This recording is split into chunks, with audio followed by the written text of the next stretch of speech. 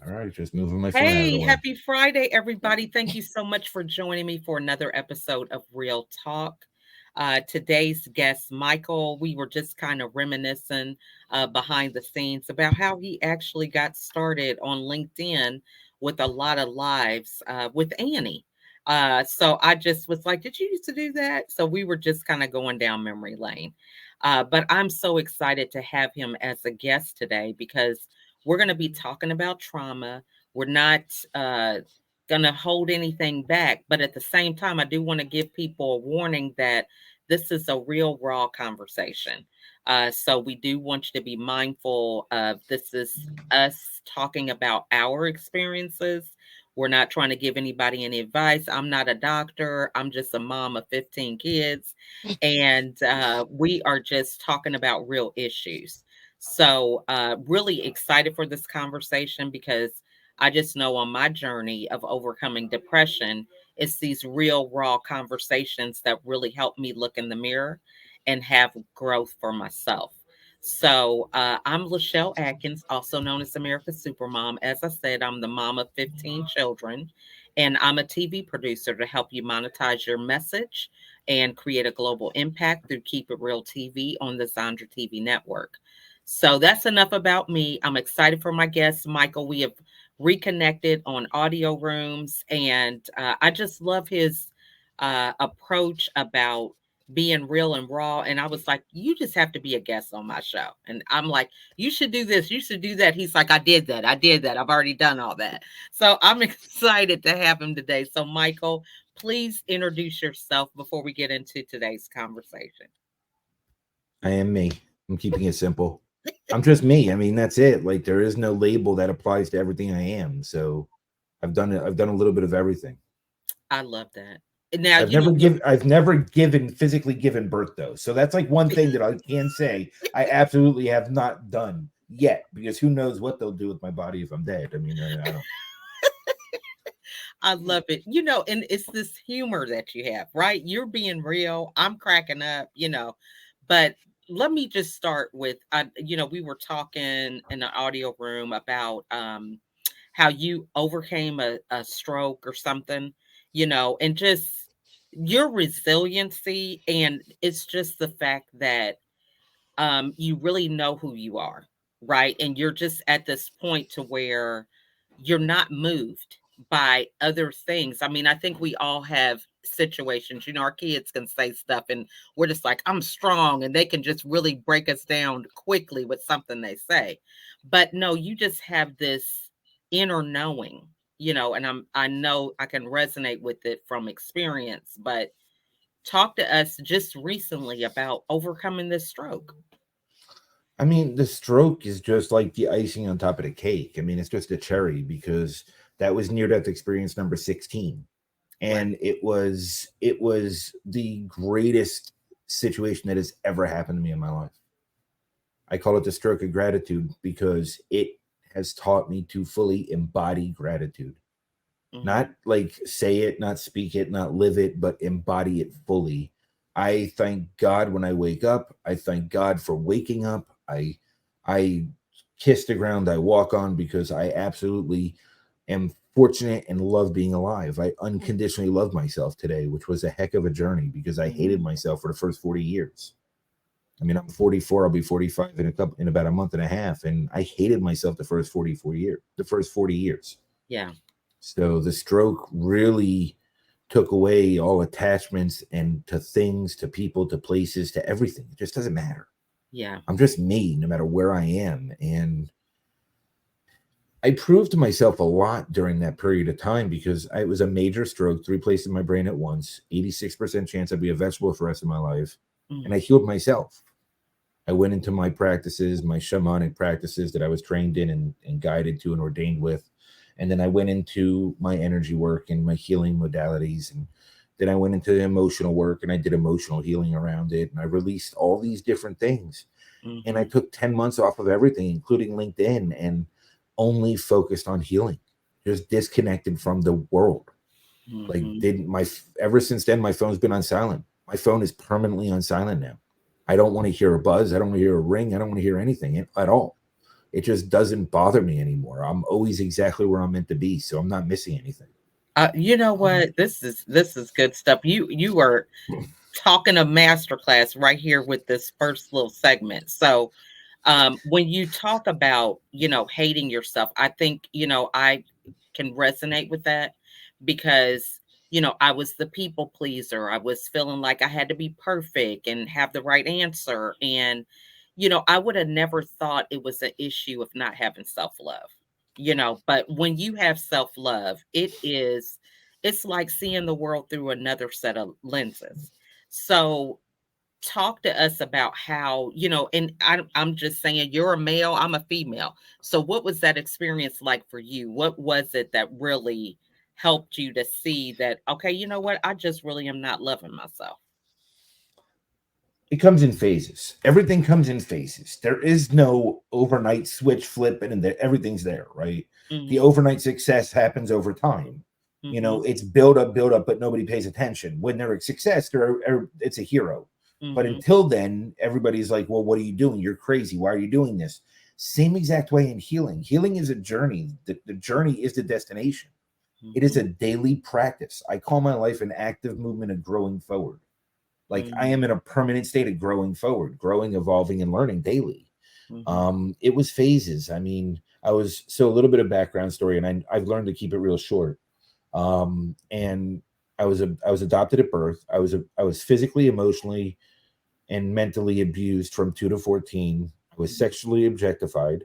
I was um, I started drinking at 9, doing hardcore drugs at 12. Um, I got sober in 2006 on Father's Day weekend because I got on my hands and knees and cried after checking to see if I killed anybody, called every hospital, every police station from any Hmm. receipt I was able to find in my pockets because I had no recollection of the night before at all. Wow. And so I really I hit a point, I hit a wall where I just couldn't live that way anymore. And I Hmm. said, I made a pact with God. I said, if I ever use anything again, kill me on the spot. Now, granted, my caffeine and nicotine that stays. That doesn't go. Me and God Hmm. have that arrangement that doesn't count. But for me anyway, right? Like Right. everybody's got to do it their own way. There's people Yeah. that are sober that smoke pot. There's people that are sober that follow, whatever their doctor is saying. And all that's fine. I've Hmm. had teeth, I've had wisdom teeth removed. I've had all this stuff removed. I won't touch anything. I Hmm. take Advil. Give me the Advil 800 or whatever it is, ibuprofen 800, and I'm good. I'll deal Hmm. with the pain. I'm not scared of pain anymore. Yeah. So in 2018, I left my ex-wife and 3 kids in Arkansas because we were there from a series of unfortunate events that brought us to Arkansas. We were living Hmm. with another family, and I worked out a civil agreement with my ex-wife, and within an hour of me being on the plane on my way back to Florida to go fix my own life, she Hmm. introduces the kids to her new boyfriend. Hmm. Within 3 weeks, she moves across the state with my kids, and I had no access to them for 20 months. I had no idea where they were. I had no idea what was going on. They were getting abused daily, and I couldn't do anything. I tried filing for divorce in Florida, but I had no idea what the steps were. So I did the best I could based on where I was at. Hmm. That is when I started working on myself. Hmm. That was the first time in my life I said, I need to start confronting myself. It was Hmm. 2018. I found Gary Vee. I started listening to him because I needed that harsh, really blunt, direct Hmm. way of breaking through my walls. And then as I started moving a little bit forward, I found David Meltzer. He was softer, a little bit gentler, a little bit more loving. I found Ed Milet. I found a few others, Lewis Howes, and a few others that I just started consuming a ton of information like I never did before because I actually heard it for a change. In the Hmm. past was, yeah, I'll listen to this. I never heard a word they said, right? Because Right. I wasn't in a space to be able to hear it. So it didn't matter, Yeah. And that's why we need to be on social media, being repetitive and speaking as much as possible because people don't, it doesn't sink in the first time. It just Yeah. doesn't. Not if you're in a space where you're not ready to hear it. So that's why you do the repetitive post, the repetitive messaging. Hmm. Totally So agree. then So I'm separated from my kids. 2000 December of 2019, I'm still in South Florida. It's now been over a year and a half that I've had no access to my kids. My father says, "Let's go out to lunch." And he took me out to lunch and he said, "I need to tell you something." I'm like, "What?" And he goes, "I need to apologize to you for all the abuse that happened when you were a kid." He goes, I never understood how bad it was. And I said, you are the only person in the family that ever acknowledged that anything even happened to me. This whole Wow. time, I've been the black sheep, I've been the liar, the manipulator, the storyteller. And I really believe that acknowledgement, I started breaking down. I broke down into tears. He broke down into tears. It was this crazy emotional experience that me and my father never had a day in my life before that. And I was 40 years old, 40 and a half years old. Wow. That was the foundational moment for me to really start going deeper within myself and find the strength and fortitude to take the next step. So in February of 2020, I got physical proof of abuse against my kids, pictures and videos, and sworn affidavits from my ex-mother-in-law and ex-sister-in-law, her sister, her mother, who testified on my behalf because they were so worried about the kids. That's how bad it got. Wow. That's amazing. So I jumped in the car from South Florida, $3.76 to my name, and I drove to Arkansas with 8 days of clothes in it. And I'm like, I have physical proof. What can go wrong? This was February 25th of 2020. Mm-hmm. So no idea what was coming, right? No idea what was coming next. I get to Arkansas. My dad meets me there. He helps me secure a lawyer. So we secure the lawyer on the 26th or 27th, or maybe even the 25th, whatever it was. It was somewhere in those days, right? That window of days. I could have left the 24th, the 23rd, got there the 25th. It was something in that window. We got a lawyer. And on March 6th of 2020, I was finally awarded emergency custody of my kids. Wow. Now, keep in mind, I was already there for 10 or 11 days. I was on the verge of suicide because I didn't know how to protect my children. I was within an hour of them. I couldn't let it be known that I was in the area. They would have taken my kids and ran. Yeah. One of the child advocates I spoke to said they're going to go into sex trafficking. They're doing all these things because the ex-boyfriend was working with the cartel to move meth across the Ozarks. So this is the environment that I'm walking into. And I didn't care. Nothing mattered. I went there to save my kids. Yeah. I was going to save my kids no matter what. The problem with saving my children was I accidentally saved myself. I had no intent on saving myself. Zero intent. I didn't want to save myself. I didn't care, but I wanted to save them. I wanted to do right by them. My father finally acknowledged me. He finally saw me. I felt strong. I went into it, and 19 months later, I was finally awarded custody. Praise God. I packed for 8 days. I was stranded there all of COVID. It was 5 months in between court dates. I was in the middle of nowhere. There were more cows than humans. It was very desolate, very isolated. First thing the person said to me when I got the Airbnb on April 1st was, don't have a heart attack, you'll die. Because it's a 45-minute airlift to the closest cardiac unit. That's the first thing that the person from the Airbnb told me. Wow. Then he goes, by the way, here's the Wi-Fi password. So now that I'm there, I spent the first month bawling my brains out every day, not knowing what the heck I was going to do. Remember, I had $3.76. I've already survived a month out there. No idea how. I did a GoFundMe. It was on LinkedIn. I did it in other places.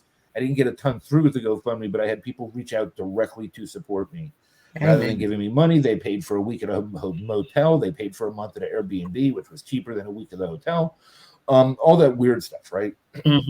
So, God willing, there's a plan in this. I didn't know what it was, had no clue, but I just knew that I wasn't going to stop. Because I was going to protect my children because I was never protected. That was the mindset for the whole thing. The problem with that was, until I was starting to heal myself, I couldn't be there for them. Them coming out of a traumatized situation. My youngest, Sid, at the time was 3 years old, just under 3 actually, and had no clue who I was. She had no idea who I was. I was around for the first year of her life, wasn't around for the 20 months in between. She didn't recognize me. She didn't know who I was. The older two obviously knew who I was. And after a couple of weeks, she finally started talking to me. It took 2 weeks before she said a word to me because she had no idea who I was. And now she's going to be 7 in June, and she's just now starting to realize the trauma she went through. Wow. But she openly talks to me about it, and she screams for me when she has nightmares. And we've set up a way of being in this house where it's an active state of healing for everyone involved. There is no wrong way to do it. I mean, you have to take your own journey. Amen. And I don't judge, blame, shame, guilt. I don't do any of that stuff anymore because I don't do it to myself. Mm-hmm. When we heal those parts of ourselves and we work through it and go layer by layer, it's a daily journey, then we don't do it to others. I just walk away. I just Yeah. remove myself. If it Yeah. doesn't align and it doesn't fit for me anymore, I just walk away. It's so much easier. Like That is so true. why am I going to stay in it and fight? Like, what am I fighting for? Like, It's there's so no true. point. Yeah. You either align or you don't align. If you don't Yeah. align, you walk away, and that's it. There's no arguing. There's no fighting. There's 8.1 billion Mm-hmm. people. Everyone can find somebody that they align with. Like, let it go. That's true. Like, and I'm not trying to be rude to anyone that I remove from my life. Mm-hmm. But if we are not a mutually beneficial situation for both parties, Mm-hmm. friendship, relationship, any type of ship, whatever you want to call it, Mm-hmm. then why are you there? Like, what's the Mm-hmm. point? I Mm-hmm. don't have the time, energy, or space for it. I'm too focused on my purpose and my children. You know, I love that. And just the whole thing about the clarity, again, there's so much to what you shared. We could go down so many different directions. But I think the one thing about your dad acknowledging what you went through, I know that when I went through depression, there's this fog. It's like, I had been on medication, I was hospitalized, and it's like you do lose time. And so then you're mhm. wondering, did this really happen? Was I dreaming? I mean, so to have somebody validate that, I think that was powerful because, that so gives you that closure. so a little bit of background in that. I was raised with that truth is the most important thing in life, right? Mhm. So the way that was explained to me is you tell us the truth always, my parents, Mhm. but you never tell outside of the house anything that happens in the house because it's no one's business. Right. So I was taught that the truth was omitting white lies and always protecting people from the truth. So Mhm. I was basically taught to be a liar. Mhm. And I was told that I was a liar because my real story, what happened to me, the abuse that I went through wasn't real. My Right. whole external family basically didn't believe a word I said. They all Mhm. think that I'm making it up, that I was telling stories. My whole life was never seen, heard, or valued. Mhm. It was a very toxic situation, and it was very manipulated and twisted. And it's Mhm. unfortunate because the beautiful part is when done right and when done in a unconditional way, which I really think is something else that we could talk about, Mhm. because so many people do not understand what unconditional love is. Right. Unconditional means zero conditions. Absolutely. Zero. You love yourself exactly where you are. Do I Mhm. wish I could? Do I want to quit smoking at some point? Yes. Do I want to Mhm. cut back on caffeine at some point? Yes. Do I want to lose a little bit more weight, get healthier, do all these things? Yes. Do I want to make more money? Do I want to have a, a proper house, a proper car, all these different Mhm. things? Yes. But will I love myself more that day? Absolutely not, because it is impossible. I unconditionally love myself exactly as I am, because I am perfectly me, and I'm the only one that's ever existed. Amen. And I I'm love it. honored, and I'm blessed to be me. I Yeah. mean, I'm lucky. Look at what I live an enchanted life. Yeah, I've been through all these crazy things, but I'm still damn here. You It's know how so true. magical and enchanted that is? And It's that amazing. experience relate to others. If I Mhm. share my authentic story, it can relate to others and give them hope to grow through whatever experience they might go through. So Like, I true. mean, that's the gift to humanity. It's the gift of being human. When we stand in our truth and we own who we are. Yeah, I've Mhm. screwed up. I've made tons of mistakes. I've been a millionaire 5 times, homeless 5 times. Trust me, Mhm. I am nowhere near perfect, but that's okay because I've Mhm. learned every step of the way and I love it. And it's amazing and it's beautiful. And you know what? Next time I'll just make billions so I don't lose the millions. It's perfectly fine. Or if I make billions and I lose millions, I won't notice.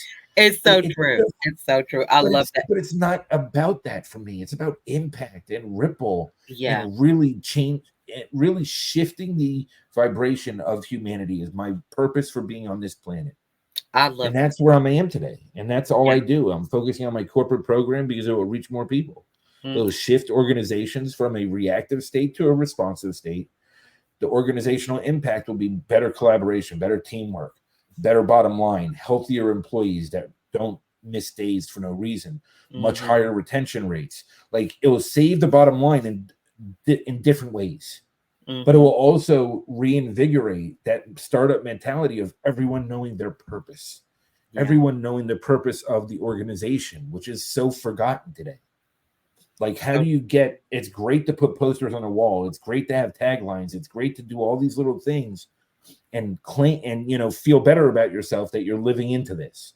mm-hmm. Living in it is embodying it. Janitor to CEO, everyone understands why they're there, what the organization is there for, and how their role in it fills their true core values, and they get to live in theirs. Because when each individual lives in alignment, that's when magic happens. That's why the successful startups have such amazing growth, because everyone knows why. Mm. If you go to any of these Fortune 1000 companies, I bet you they don't know why. Yeah. And I bet you if you asked any employee, no matter where they are below sea level, they would have no idea what the mission statement is and how the organization lives into it. They just That- wouldn't. yeah. I mean, you bring up some good points. I was going to touch on this unconditional love because I know for myself, having that has helped me to remove judgment from other people, because I 100%. can look at my good and bad and it's like, hey, It just everybody's is. got something, right? It just is. It just Yeah. is. We're all humans. We're here to Yes. make mistakes. Mm-hmm. I mean, so when I look at it, so here's my phases, right? I always say self-awareness is a dirty thing in the beginning, because that's when Mm-hmm. you start seeing who you really are. Yeah. And God knows we never want to see who we really are. We Mm-hmm. have all these fantasies and illusions of who we are. When we really start looking at ourselves, we start seeing who we are. It's dirty. You don't have somebody by your side to say, hey, that's just how you reacted. That's not about you. It's not about them. It's situational. So my awareness went from self-awareness to hyper-aware to now I'm at compassionate self-awareness. Mm-hmm. My self-love went from despising myself up until I was 40, August of 2020, me saying I love me for the first time in my whole life. Mm-hmm. August of 2020. I was 40 years old. No, I was 41 years old. Mm-hmm. August of 2022, I fell in love with myself, which means I ignored all my flaws, went into toxic love, toxic positivity. I was blind to my flaws, thought I was the greatest thing since sliced bread, came off extremely egoic, lived in that ego because I had no idea. I've never been there before. So I didn't know what it was like. Mm-hmm. And then when I had my stroke in 2022, that's when I realized the humility, the fragileness of waking up every day. 150,000 people die every day. Mm-hmm. The healthiest people in the world walk on the street corner, get hit by a bus. Yeah. A drunk driver runs them over, kills children. Mm-hmm. Children die of cancer. Waking up is not a gift to be overlooked. Like, Yeah. I mean, it's a blessing to be alive. Mm-hmm. And I feel honored to know my purpose, live into my purpose, and be me.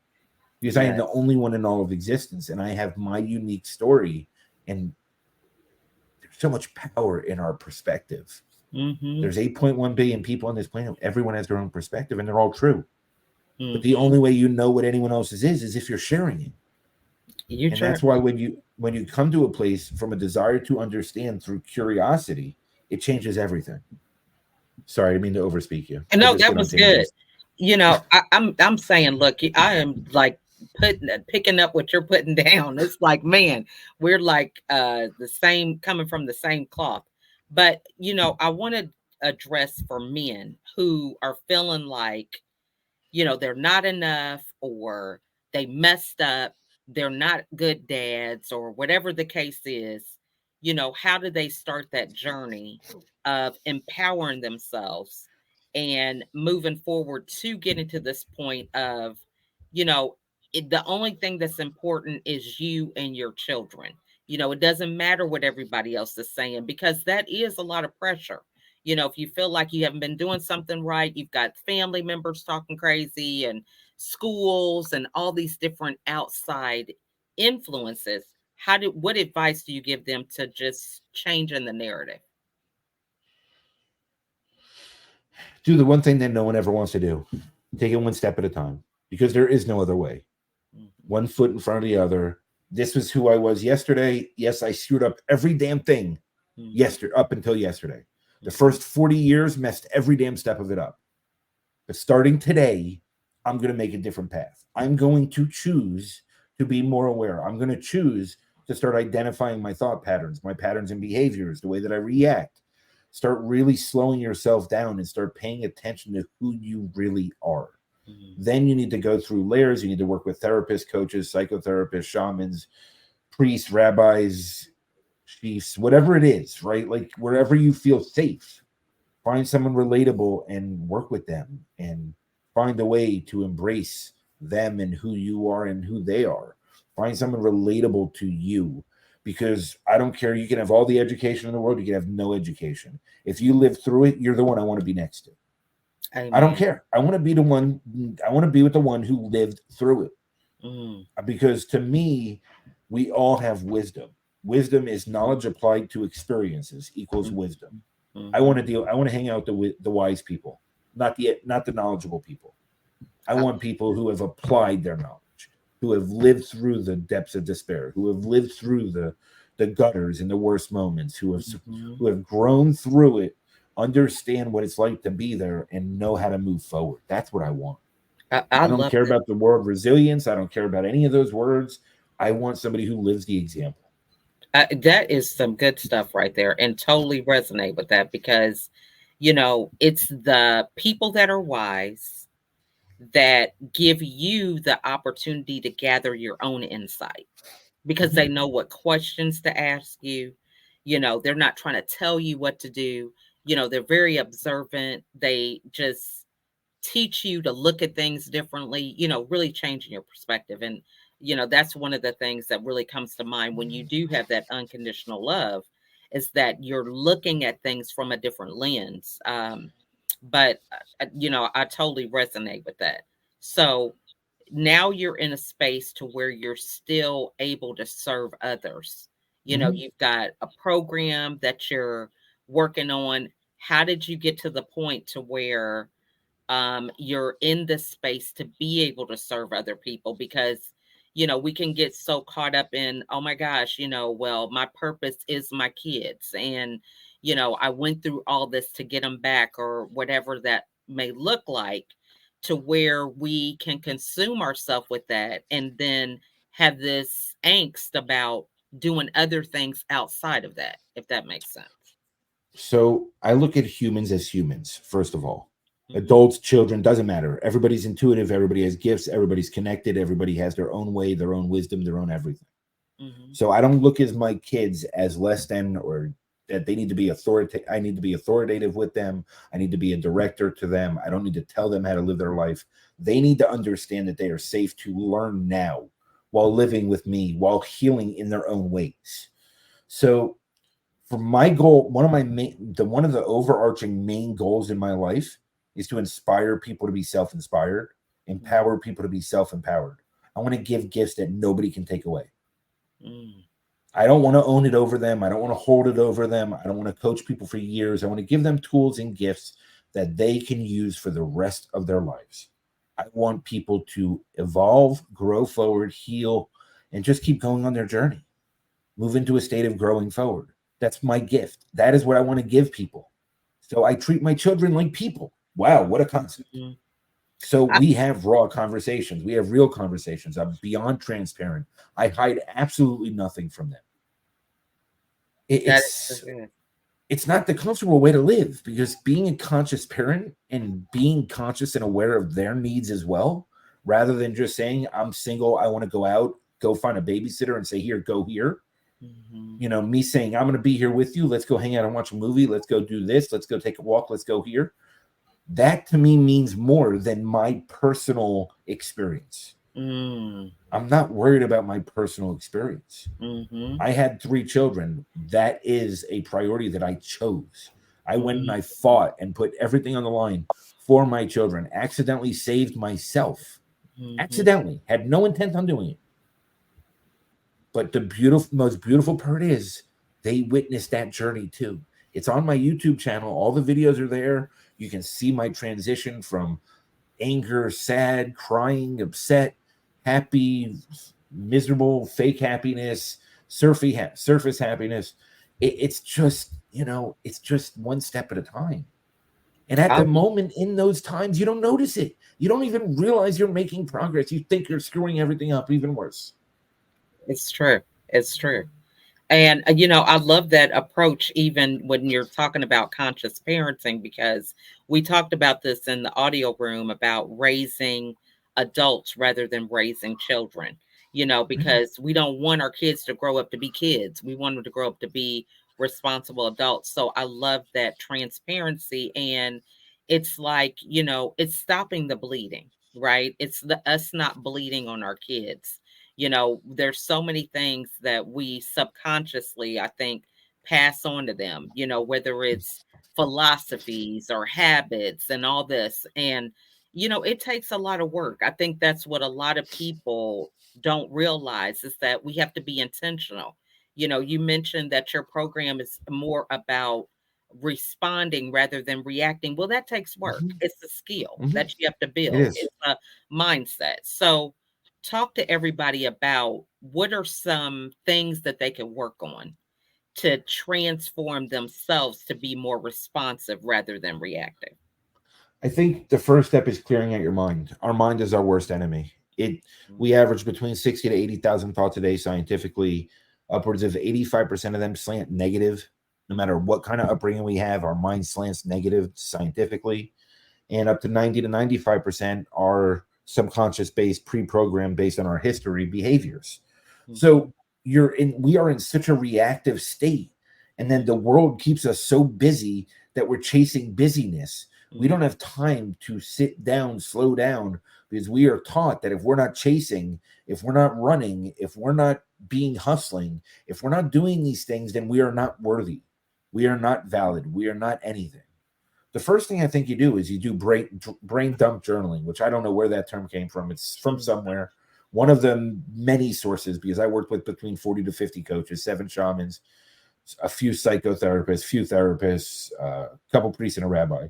You can go make a joke about it later. It's fun. It's all there for you. It's already written out for you. Go for it.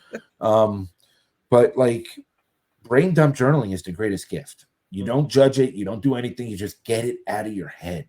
Mhm. Because once you start getting it out of your head, when you don't know what you're doing at first, you're like, oh my God, I wanted to kill someone today. I wanted to run that guy over with my car. I wanted to, and you're like, oh, but I didn't act on it. So that makes me a good person, right? Because our thoughts are so random and our thoughts are so out of our control so often. We could have said we wanted to run that person over because grandma got ran over by a reindeer. So this could be Mhm. programmed in our head because it's been Yeah. in our head for the 40 years I'm on this planet, right? So, but it's not even me choosing that. It's just in my head, Yeah. right? We are who we act as. How Mm. we act is who we are. Words are cheap. Everything is cheap. Actions are the only thing that matters. The rest of it doesn't matter. Love is an action, it's a verb. Love Mhm. is not a noun, love is not an adjective, it is a verb. Mhm. Unconditional love is a daily act of showing it to yourself. It's the same agape love, same love that your higher power shows you. I show my higher power. So, how do I honor my higher power? By loving me the same way. Because without my higher power, I wouldn't be here, obviously. I So love it. why am I not honoring that? That's how I honor my higher power. And that's good stuff. And I totally agree with that about the action, how you're showing up, these things that you're doing. It takes practicing this on a regular basis, and we embrace these things, practicing law, practicing, being a doctor and all these other things and everything else. We just don't even hold ourselves accountable. But when you're thinking about, let's go back again to getting off social media or LinkedIn, because I remember I went through that when I came to myself, so to speak. I got off social media so that I can hear my own voice. But for Mhm. people who are kind of dipping their toe into doing that, what are some things that they could focus on when they're kind of getting away from some of those old patterns? So, okay. So here's the thing. I've been on LinkedIn since 2006. Hmm. I had my first account. I closed it down in 2011 or 12. A year later, I reopened it. So there was a year gap, but I've been on since then, right? My network was my life. I existed because of the network I created. I thought that was my value to the world was my networking. Hmm. So I was living on my phone, living in LinkedIn, had notifications on, had the sound on my phone, got the dings all day long because I was ritualistically commenting, marking, going and engaging everywhere on LinkedIn because I thought that was my value to humanity. I Hmm. truly thought that was my self worth. was chasing, Mhm. just chasing. The happiest I've ever been in my life was when I shut that damn sound off my phone. Doesn't matter. I never miss a call that's important. Yeah. I miss the bill collectors, but I don't miss when my kids call. I don't miss when my kids' schools call, when therapists call. I don't Mhm. miss when my doctors call. I don't miss anything that matters. Mm. If you're going to voicemail, there's a reason you're going to voicemail. I'm either Mhm. preoccupied with something that is a pressing issue or I'm not available. So that Right. 10 months that I was away from LinkedIn, I slept. I slept. LaChelle, when I tell you the greatest way for me to heal from that stroke was sleeping. Amen. I've never been a good sleeper in my life. I hated sleeping, but I Mhm. got to tell you, after that stroke, it was the best sleep ever. I would literally I was half paralyzed for the first 6 weeks taking care of my children alone. I would Mm. literally drag myself up and downstairs, spend 3.5 hours getting all three out of the house and on their way to school. And as soon as they were on their way, I went back to sleep until the first one got home. That's all I did. That is all I did for the first few months. Mhm. It was the ritualistic ways of going and getting my kids ready, forcing my body to not work but be used because my left side of my body was I was paralyzed, immobile on the left side of my body. I was Mm. dragging it up and down the stairs, doing laundry, dragging it behind me, all these things. But that is how it healed. And then Mm. I went into my shamanic healing, my energy work healing. When I went into sleeping, as soon as they left, I put on frequencies and I slept the frequencies. So I would always make the intent and go into healing stasises and Mhm. go and set the intent to heal everything that was ailing me. And little Mhm. by little, I am healthier than I've ever been in my life. I went to every doctor. I go to the blood work. I follow all their whatever they say. I question, but I do question it because they only Man, know that's Western medicine. that's good. They only know what they know, which is not wisdom, it's knowledge. Right. And that's so true. And we can always be curious. I love that. So I could be talking all day. I want to say the last question, which is that inner confidence, being able to say what's on your mind, regardless of, who's in the room or who's in your presence, because you know that you know who you are. How does somebody get that? Growing forward daily. There is no light switch. There is no anything else. It was a phases of moving through self-love. It was a phases of self-understanding, because I call spirituality the journey of self-understanding.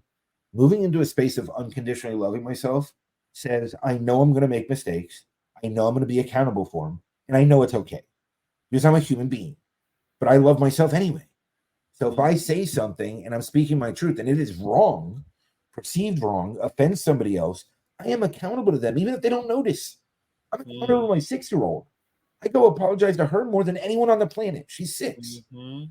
But I got to tell you, when I'm having an off day, she'll walk up to me and say, "Dad, go do a self forgiveness letter. Dad, go meditate. Dad, go I journal." love that. So the fact that my 6-year-old that's just now starting to realize the trauma that she went through Mhm, knows that there are healthier options out there to deal with her trauma and mhm. knows that how it impacts me is the greatest gift to humanity I can ever give. The rest of Amen. it doesn't matter. Does she graduate college? Does she become a lawyer? Who the hell cares? She's going to Mhm. be a good, self aware, loving, self loving person. That's all that matters. The Yeah. rest of it will all work out. It's way Mm, outside of my control. I don't ship them off. They don't disappear. I'm not gone. mhm. I'm present. I'm a safe space for them. And I unconditionally love myself and them. I love that. And that's it. And I think that whole piece is you can serve because you're taking care of yourself. You can begin to see other people and other things. So tell everybody about your programs, your rooms that you have on LinkedIn, just whatever you want to share, because I think you're a dynamic person to interact with. I mean, just the conversations that you have, they're so, it's inspirational, right? Because Thank you. I've learned in my journey that that's what I want to be, inspirational. I don't want people to feel like you have to be this perfect person. You can start where you are and you can decide that you're going to do something different and you can just do it. Right. And so when we hear other people's stories of major things that they've overcome, that if they can do it, we can do it. So share, anything that you would like everybody to know about how they can get in contact with you. I'm the only Michael Paterano in the whole planet. There is no other one of me. So that's spelling of my name. Do a Google search. You'll find me on LinkedIn, Instagram, and I think Facebook, maybe. I have no idea. I don't really go there. But feel free to reach out to me. I look at every message that comes into my DMs. I don't answer the stupid Bitcoin and other sales crap ones. I feel you on that. But I do look at every single one. So if you are a real human being wanting to connect, I am open to communicating with anyone. My cell phone number is publicly shared online. Mm-hmm. Feel free to text me. I don't care. Don't call. My phone's on silent. I won't answer. But feel free to text because that I can scan through and see where I'm in the middle of with my kids. Mm-hmm. But I'm not selling my program. I'm I'm a living example. Like, you want to learn more? Come hang out.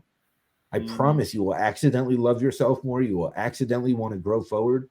You will accidentally be a better human being towards yourself and then reflect that outward. I love it. That sounds like a good example. It's not. It's really not. There's I'm saying the accidental, what is it? Accidentally loving yourself. That's a good title for a book. Seriously. You spend enough time with me, you will accidentally fall unconditionally in love with yourself. Mm-hmm. It is a horrible thing to happen. But you'll have to face yourself along that process. Mm-hmm. And that's where most people disappear from my life, because they can't face themselves. They're not ready. Mm. And that's fine, because I've had people come back 2 years later that are now ready. Yeah. So the door is always open. Just doesn't mean we have to be close. If there's no alignment today, doesn't mean there isn't in 6 months. Doesn't mean there isn't in a day. It could be a day. Doesn't matter. Just be accountable and be real. My two audio rooms on LinkedIn, you can always come to those. They are Thursday and Saturday, 8 to 11 p.m. Eastern. Every Thursday, every Saturday, doesn't matter. Did it on Christmas Eve, did it on whatever other holidays came on those days. If it was Christmas Eve, then it was also New Year's Eve, because it's a week apart. But I have no idea if it was, though. No clue. It might have been on Sunday instead of a Monday, or Sunday instead of a Saturday. But they all feel the same after a while. When your kids are home, you don't have no idea what day of the week it is. It's so true. So like spring break, they have school tomorrow or not, right? That's exactly. Like spring break, it's like, who knows what even day it was. I had to set a note just to remind me that they were going back, and then my son was sick for another week and a half on top of that. So it's like I went 18 straight days with kids home. Then you had to go doctors, pharmacy, go get medicine, move a whole bunch of appointments, lose a whole bunch. It's so true. Doesn't matter. It all works out. It does. And, and it's so funny that, we just get stretched by our kids. You just couldn't imagine. It's like one is sick, or even if all of them are sick, it's always something. The dynamic is never the same. So, you just set up a hospital ward in your own house because you have 15 of them. Like it's a whole client service division on that side of your house. It's so true. It would be if it was that way. But for me, it's usually in stages. One person gets it goes on. It goes on for 6 months. Forever. It's just a 6 months. Right. It's like 6 months, but there's a new version out by the time it goes through number 15. Like and then you get it 7 times in between because you can't take care of yourself. But LaChelle, I want to shift something. Okay. We choose to be present for our children. Yeah. Because not everybody is. That's true. And not everybody realizes that they're not. Yeah. It is a conscious decision. That's true. And we don't give ourselves enough credit. We don't acknowledge that gift that we give ourselves. Mm-hmm. I choose to be present for my children because I choose to be present for myself. Am I imperfect? Absolutely not. I screw up shit daily. Yeah. It's just who I am. Yeah. But I learn and I grow and I evolve. I journal. I meditate. I do my energy work daily, every day, ritualistically. Mm-hmm. I don't believe in habits. I don't believe in those things. I believe in creating a way of life. Because it's a non-negotiable. It's not a habit. It's a non-negotiable. Smoking is a habit. Caffeine is a habit.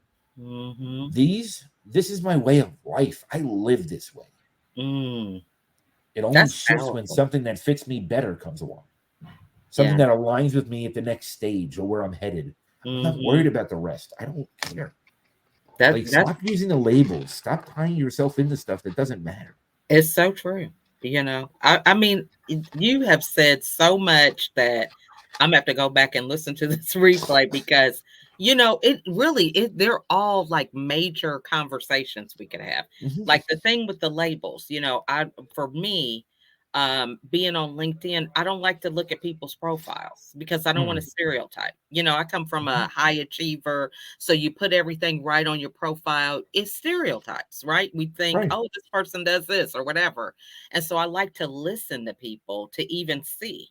And so then I go back and I'm like, did you know that they did this? Oh, yeah, it was on the profile. And I'm like, oh, I didn't even read it, because again, these labels, I know for myself, part of my work is unlearning that, right? And looking up 100%. words for the definition.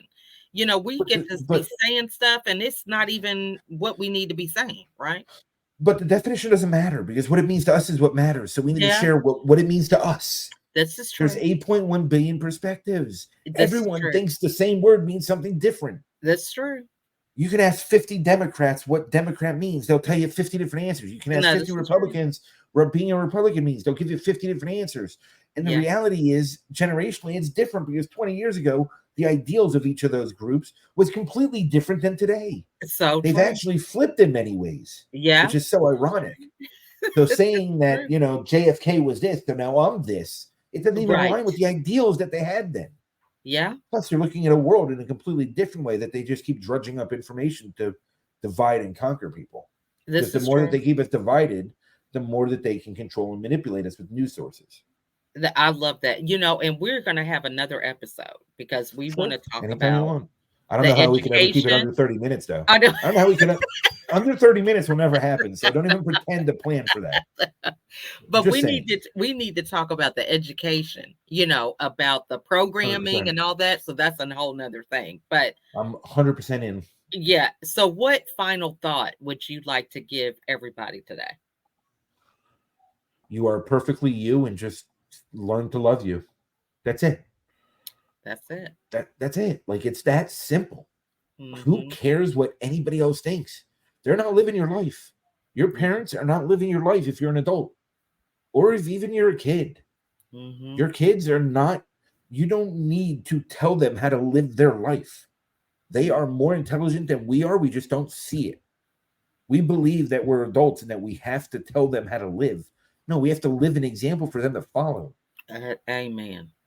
How many of us can look back and say, well, they told me to do as they say, not as they do, right. and or that's what I perceived as a child. So Hmm. so now that we're adults, we forget that we saw that. Like, Right. well, come on. I mean, who's asked me blowing smoke up? Yeah. Like, I mean, it doesn't matter what anyone else thinks. It just doesn't matter. Yeah. Who cares? That's true. And stop fighting to keep people in your life that don't align with you. Doesn't matter. Yeah. Be alone. It's okay. You're a great company. Be alone. It's fine. It's so true. That is so true. Well, I have really enjoyed this conversation, and I'm looking forward to us having another one because I think, again, it makes it very comfortable to talk about hard things when you 100%. have someone who is clear about where they stand, and they're able to express that in a way that it's just the truth, right? I mean, your truth helps people to know where they stand, and I think Well, that's important. and hopefully, if it's not next to me, then they're far away from me. And I'm happy with that too. Right. Like, just stay away. It's perfectly fine by me. Yeah. There's 8.1 billion. There's plenty on the planet. I can find others. Yeah. It's not a big deal. Like, It's you true. don't need to be in my circle. This isn't osmosis. You want to really be close to me, you want to stay close to me in my life, do the damn work Yeah. for yourself, not for me. Exactly. It's Because true. the how you treat you is how I'm going to keep you around or not. It's not about how That's you true. treat me because I don't care how you treat me. Nothing Is treats so me true. unless I allow it. This So, is true. one of the hardest things I learned was we are what we allow. We deserve what we allow. It was one of the most hitting statements I've ever felt. Rip my gut out, make me want to puke on the spot because it was so true. It is It was true. so real. Yeah. And I couldn't hear that because of the abuse, because of the abuse, because of the abuse, because of the torture, Mhm. manipulation, everything that I went through. And then when I look back and I said, holy crap, that's all about me. Mhm. I allowed every step of it. Even as a kid with my mother, when she abused me, it was me antagonizing it because it's the only way I got affection, any type of attention. Right. So Yeah. I antagonized it. That was about me. It Yeah. wasn't even about her anymore. She was Yeah. unhealed. She did the best she could in her circumstance. She Mhm. carried her generational trauma. She carried the cultural trauma, all that crap. So, in the 80s, it was okay to hit your kids regularly, daily, if you Yeah. wanted, with wooden spoons, with baseball bats, with whatever you could find was perfectly fine. They didn't care. Mhm. I'll never forget. My mom was the first in line to sign the paperwork for my school principal to hit me. Wow. They still allowed that when I was in elementary school. She was Mm. first in line too. Hey, here, beat the shit out of him. Go for it. You know what? I Yeah. was there every day getting hit by them too. Because Mhm. that I thought was love. That is what I thought was love, was the abuse. Yeah. So as I grew up, what did I find? I found people to abuse me, and that's what I thought love was. Yeah. It's the same concept. It's so true. I mean, It's all you because of what I allowed. this is true. Well, this has been a wonderful conversation. And for those of you that are watching, James, Amber, Shell, thank you so much for your support. Thank you. Please keep the comments coming. You know, even after this, we can go back and answer some questions that you might have. But I thank you so much, Michael, for your transparency. And I'm looking forward, seriously. We're going to get our calendars together and have you come back. As many as you want, I'm here. Yeah. Whatever you want Awesome. to do. I promise it'll be under 2 times 30 minutes. It'll definitely be under 2 times. No. Because if we Look, shoot for 30, then it won't go an hour. So I mean it's that's the goal, I hey, guess. I'm If we I'm shoot for good an with hour, it that. might be a day event. I mean, I don't know. Yeah, StreamYard hey, might I'm throw us telling off at the four look, we hours. can have a whole summit, conscious I'm parenting, telling you. trauma, bring it on. I'm in. I I love it. appreciate you. Yeah. Well, you guys, everybody, have a wonderful weekend. Thanks again Yes. for watching, and we will see you guys on the next episode. Bye for now. Bye, everyone.